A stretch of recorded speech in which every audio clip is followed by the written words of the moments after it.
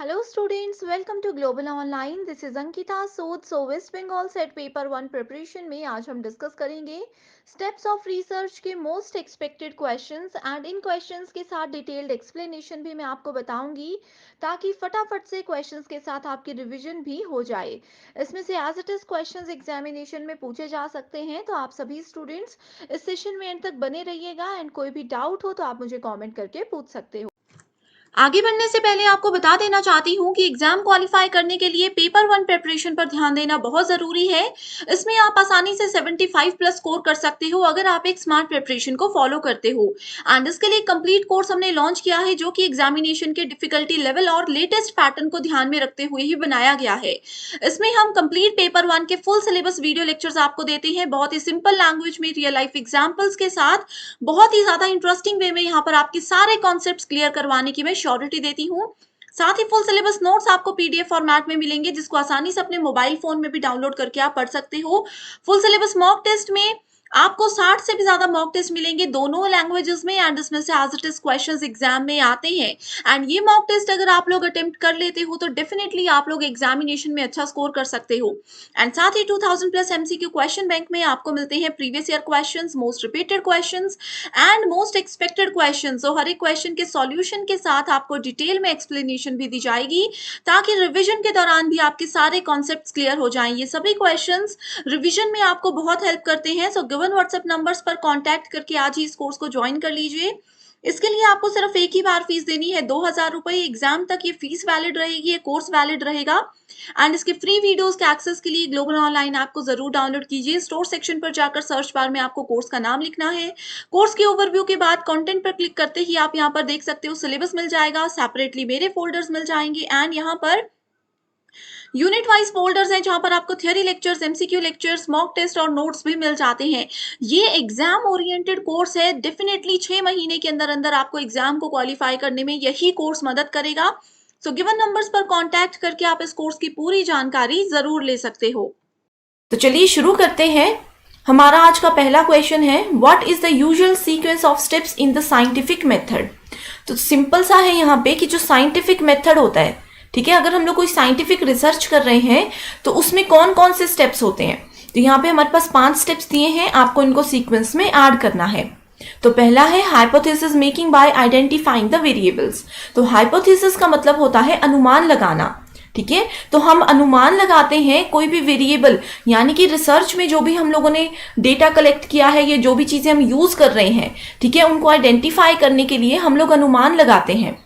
दूसरा ऑप्शन बोलता है felt need which is creating the problem, ठीक है। तो किस वजह से प्रॉब्लम क्रिएट हुई है उस चीज को फाइंड आउट करना। नेक्स्ट ऑप्शन बोलता है identifying the difficulty and problem statement formulation. तो क्या प्रॉब्लम है, ठीक है, क्या डिफिकल्टी है, क्या समस्या है एंड कैसे हम उसकी प्रॉब्लम को जो है स्टेटमेंट को फॉर्मुलेट करेंगे, ठीक है, उस चीज को आइडेंटिफाई करना। Next is data analysis and interpretation, ठीक है। जो भी हमने डेटा कलेक्ट किया है, इंफॉर्मेशन कलेक्ट की होगी फील्ड से जाकर के, उसको एनालाइज करना, उसको समझना एंड उसको व्याख्या करना, इंटरप्रेट करना। नेक्स्ट है कलेक्शन ऑफ डेटा, यानी कि डेटा को कलेक्ट करना using appropriate search tools. Search tools का मतलब है कि क्या क्या चीजें, क्या क्या सामग्री यूज हुई है डेटा को कलेक्ट करने में, उस चीज का प्रॉपर कलेक्शन हमारे पास होना चाहिए, ठीक है, उसको प्रॉपर वे में हमें यूज करना आना चाहिए, ठीक है। तो यहाँ पे अगर हम लोग देखें तो सबसे पहले हम लोगों को पता होना चाहिए कि प्रॉब्लम क्या है, ठीक है। तो felt need which is creating the problem, ठीक है। तो पहले प्रॉब्लम आइडेंटिफाई करनी है, ठीक है। उसके बाद आता है हमारे पास कि इस फील्ड में क्या क्या डिफिकल्टी है एंड किस तरह से इस प्रॉब्लम की स्टेटमेंट को हम लोग फॉर्मुलेट करेंगे, that is option number C. Next आता है हाइपोथेसिस, ठीक है। हमने क्या कर लिया, हमने फील्ड भी सिलेक्ट कर ली, उसकी स्टेटमेंट को फॉर्मुलेट भी कर लिया। अब उसके बाद हम लोग अनुमान लगाते हैं, ठीक है, एंड किस तरह से अनुमान लगाते हैं कि कैसे हम उन वेरिएबल्स को आइडेंटिफाई करेंगे। नेक्स्ट आता है डेटा को कलेक्ट करना। This is very important statement कि हम डेटा को कलेक्ट करते हैं यूजिंग अप्रोप्रिएट रिसर्च टूल्स। सब कुछ डेटा कलेक्ट हो गया, उसके बाद ही क्या होगा, उसके बाद ही हमेशा डेटा को हम एनालाइज करेंगे एंड इंटरप्रेट करेंगे। तो हमेशा ध्यान रखना है आपने कि डेटा को एनालाइज एंड इंटरप्रेट जो है वो लास्ट में किया जाता है। इसके बाद बस एक और ऑप्शन होता है कि जो भी डेटा है कलेक्ट किया हुआ, ठीक है, उसको हम पब्लिश कर देंगे, यानी कि रिजल्ट से रिलेटेड जो भी स्टेटमेंट होगी वो डेटा एनालिसिस के बाद आएगी, ठीक है। तो यहाँ पे हमारा राइट आंसर है option number 2। Next question is, which of the following is the first step in the scientific method of problem solving? Again यहाँ पे साइंटिफिक मेथड से पूछा गया है, सेम टाइप का क्वेश्चन है, थोड़ा सा इसको यहाँ पे मॉडिफाई करके पूछा गया है, ठीक है। तो पूछा गया है फर्स्ट स्टेप। तो प्रीवियस क्वेश्चन अगर आप लोगों ने ध्यान से सुना है तो आप लोग इसको सॉल्व इजीली कर सकते हो, ठीक है। तो पहला है कि हाइपोथेसिस जनरेट करना, उसको फॉर्मुलेट करना। दूसरा बोलता है प्रॉब्लम के बारे में हमें पता होना चाहिए कि हम किस फील्ड में जाकर के रिसर्च करने वाले हैं। नेक्स्ट है रिलेवेंट इंफॉर्मेशन, यानी कि उस प्रॉब्लम से रिलेटेड जो भी इंफॉर्मेशन हमें चाहिए उसको कलेक्ट करना। नेक्स्ट है हाइपोथेसिस को वेरीफाई करना, ठीक है। तो यहाँ पे हमारा राइट आंसर होगा option number 2, that is problem awareness. Next question is, which of the following sequences represent the most logical sequence of doing research? तो यहाँ पे हमारे पास 4 सीक्वेंसेस दिए हैं, ठीक है। सिंपल रिसर्च में हमें इसको यहाँ पे आइडेंटिफाई करना है। पर्टिकुलर किसी रिसर्च का नाम यहाँ पे मेंशन नहीं किया है। तो यहाँ पे पहला ऑप्शन में बोला गया है कि सबसे पहले हम आइडेंटिफाई करते हैं एंड डिफाइन करते हैं किसी रिसर्च के प्रॉब्लम को। तो यस, बिल्कुल करते हैं। उसके बाद क्या हम हाइपोथेसिस को जनरेट करते हैं, फॉर्मुलेट करते हैं। नेक्स्ट है यहाँ पे हाइपोथेसिस को टेस्ट करना, ठीक है, एंड जो भी रिजल्ट होते हैं उनको रिपोर्ट करना, ठीक है। तो मैक्सिमम स्टूडेंट्स तो यहाँ पे पहला ऑप्शन देख के इसको करेक्ट कर देंगे कि जो भी सीक्वेंस मैम ने बताया यहाँ पे वही है, ठीक है। सेकेंड ऑप्शन बोलता है अगेन सीक्वेंस, यहाँ पे हमने रिसर्च प्रॉब्लम को आइडेंटिफाई किया, ठीक है। उसके बाद हमने डिफाइन किया पॉपुलेशन एंड सैंपल को, यानी कि फील्ड में जाके हमने सैंपल्स कलेक्ट किए, ठीक है। उसके बाद हमने डेटा को कलेक्ट किया एंड उस डेटा को एनालाइज किया, ठीक है। नेक्स्ट आता है हमारे पास सर्वे रिसर्च का, हमने क्या किया, survey of research defining the research problem.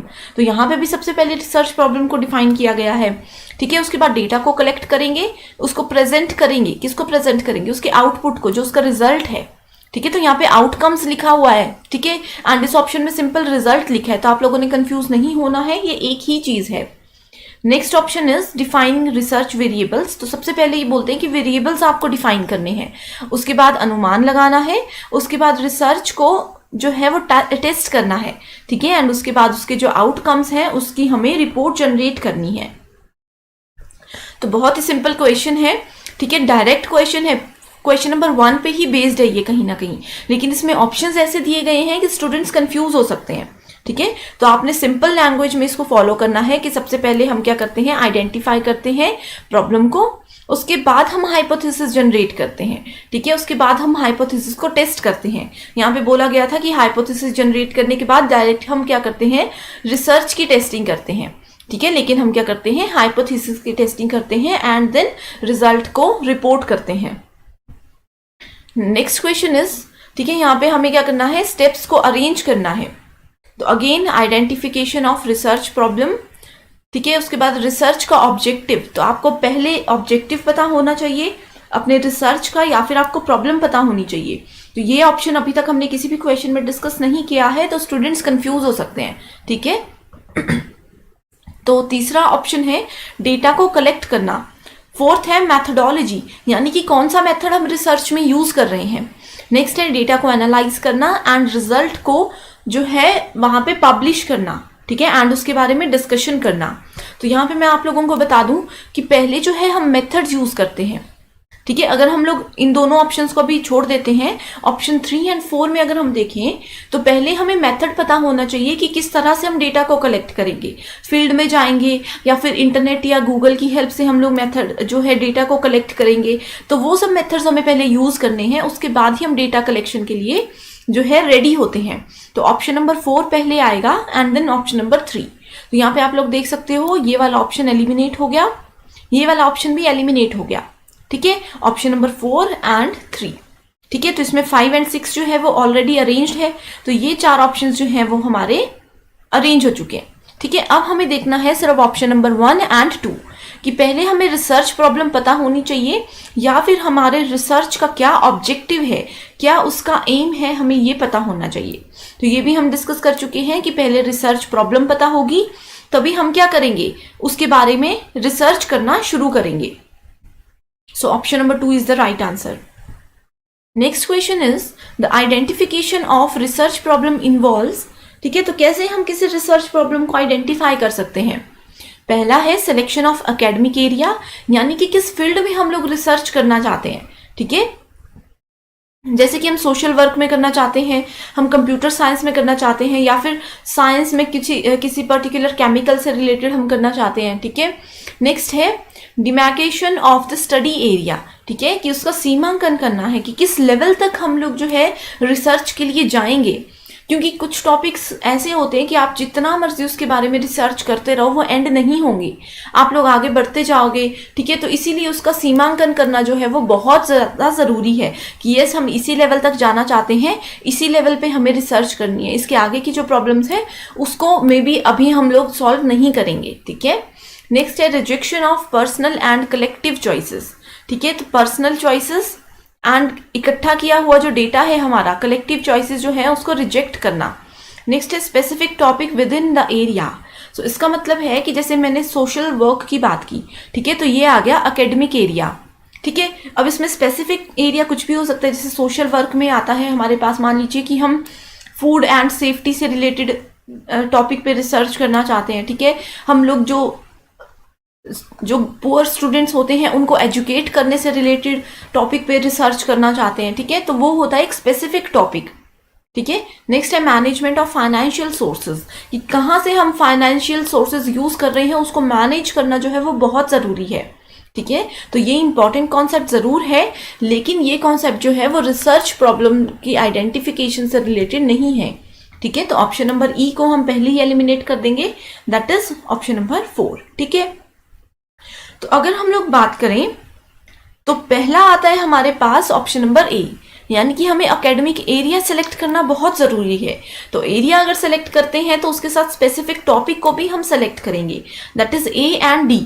तो आप लोग देख सकते हो कि ए एंड डी जो है वो ऑप्शन सिर्फ ऑप्शन नंबर 3 में है, ए एंड डी। तो इसके साथ आता है option number B, that is जो भी हमारा स्टडी का एरिया है उसका हम लोग सीमांकन करेंगे कि हम सिर्फ इसी लेवल तक जाने वाले हैं, इसके आगे की जो प्रॉब्लम होगी उसको हम लोग इस पर्टिकुलर टाइम पे सॉल्व नहीं करेंगे।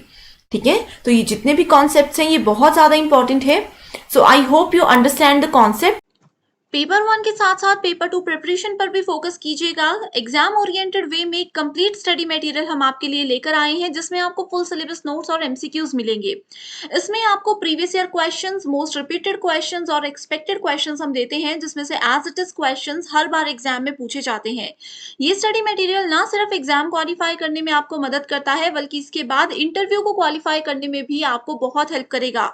सो सब्जेक्ट्स की लिस्ट आपके सामने है, इसमें से अपना पेपर 2 सब्जेक्ट सेलेक्ट कीजिए एंड गिवन व्हाट्सएप नंबर्स पर कांटेक्ट करके आप इसको आज ही ज्वाइन कर सकते हो। इसके लिए आपको सिर्फ एक ही बार फीस देनी है, 1280 रुपए। एंड मैं आपको श्योरिटी देती हूँ कि जब तक एग्जाम क्लियर नहीं हो जाता, इंटरव्यू क्लियर नहीं हो जाता, तब तक आप इसका बेनिफिट उठा सकते हो। So thank you so much everyone for watching this video and I wish you all the very best.